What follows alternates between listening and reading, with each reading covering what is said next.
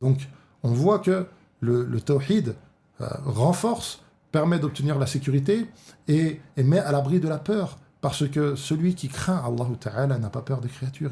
Celui qui ne craint qu'Allah Ta'ala, il sait qu'il n'a rien à craindre des créatures.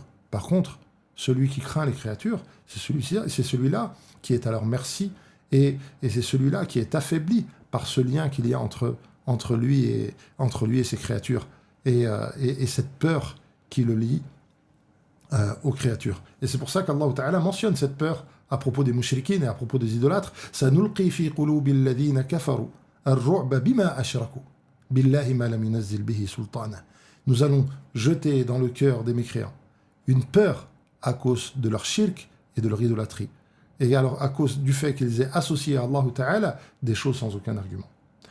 Et donc, on voit une fois de plus une relation entre le tawhid et dans les effets de la pratique, et les effets de ce tawhid sur la pratique. Et on voit ce courage à travers la personne du prophète sallallahu alayhi wa sallam aussi. Le prophète sallallahu alayhi wa sallam, Anas radiallahu anhu, qui est ce compagnon qui a servi pendant très longtemps le prophète sallallahu alayhi wa sallam, et avec lequel Anas radiallahu anhu avait une relation extrêmement forte, une relation d'amour immense avec le prophète sallallahu alayhi wa sallam. On aura sûrement l'occasion, on en parlera à d'autres occasions. Mais Anas radiallahu anhu décrit le prophète sallallahu alayhi wa sallam en disant Kana Rasulullah sallallahu alayhi wa sallam ajwad an-nas. Le prophète sallallahu alayhi wa sallam était le plus généreux des hommes. Wa kana ashja' an-nas. Et il était le plus courageux des hommes.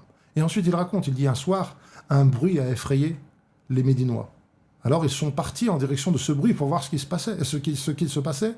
Et lorsqu'ils ont avancé, ils ont trouvé le prophète sallallahu alayhi wa sallam en train de revenir sur un cheval sans selle, ce qui montre la maîtrise du prophète sallallahu alayhi wa sallam, et qui était avec son épée, et qui les avait précédés vers ce bruit, qui était déjà parti avant eux pour s'assurer qu'il n'y avait pas de danger.